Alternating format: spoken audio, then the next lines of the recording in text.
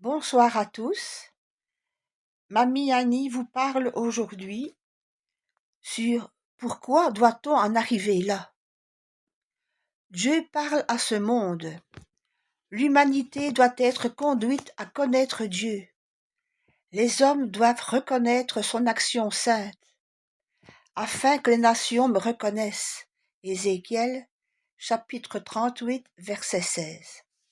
Ainsi je manifesterai ma grandeur et ma sainteté, et je me ferai connaître aux yeux de beaucoup de nations. Elles reconnaîtront alors que je suis l'Éternel.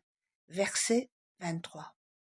Ils reconnaîtront alors que je suis l'Éternel.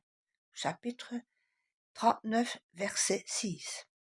Les nations reconnaîtront alors que je suis l'Éternel, le Saint en Israël. Verset 7. Je rétablirai mon honneur parmi les nations. Toutes les nations verront la mise en œuvre de mes jugements et le déploiement de ma puissance contre eux. Verset 21.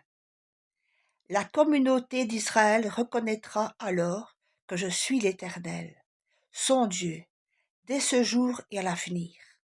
Verset 22. Et les nations sauront que c'est à cause de ces fautes que la communauté d'Israël a dû partir en exil. Verset 23. À travers eux, ma sainteté sera manifestée aux yeux de beaucoup de nations. Verset 27.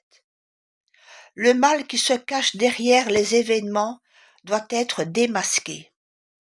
En laissant la méchanceté s'épanouir, Dieu dévoile qui est le mal caché derrière les événements, et la puissance invisible de la méchanceté devient visible. Chacun des êtres humains, mais aussi l'humanité tout entière, n'arrive à rien sans Dieu. Au contraire, le monde se détruit lui-même.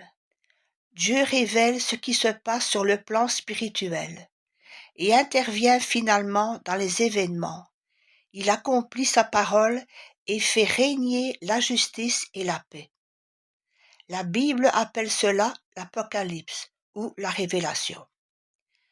Dieu doit se montrer comme celui qui conduit tous les événements, mais toujours pour procurer le salut. Venez contempler ce que l'Éternel a fait, les actes dévastateurs qu'il a accomplis sur la terre. C'est lui qui fait cesser les combats jusqu'aux extrémités de la terre. Il a brisé l'arc et rompu la lance. Il a détruit par le feu les chars de guerre. Arrêtez et sachez que je suis Dieu. Je domine sur les nations, je domine sur la terre. Psaume 46, de 9 à 11. C'est Dieu qui détient le pouvoir. Ne l'accusons pas. Au contraire, craignons-le. Les guerres viennent du cœur mauvais de l'homme, mais Dieu les oriente pour son objectif. Et la motivation de Dieu dans tout cela, c'est que les hommes croient en lui. Car c'est Yeshua, Jésus, qui porte le nom au-dessus de tous les noms. Un jour, tout genou fléchira devant lui. Philippiens 2, versets 9 à 11. Amen. Et la pensée du jour: le plus grand désir de l'homme est de jouir d'une vie éternelle et insouciante. C'est exactement ce que Dieu donne. Voilà, que le Seigneur vous bénisse et vous éclaire. Amen.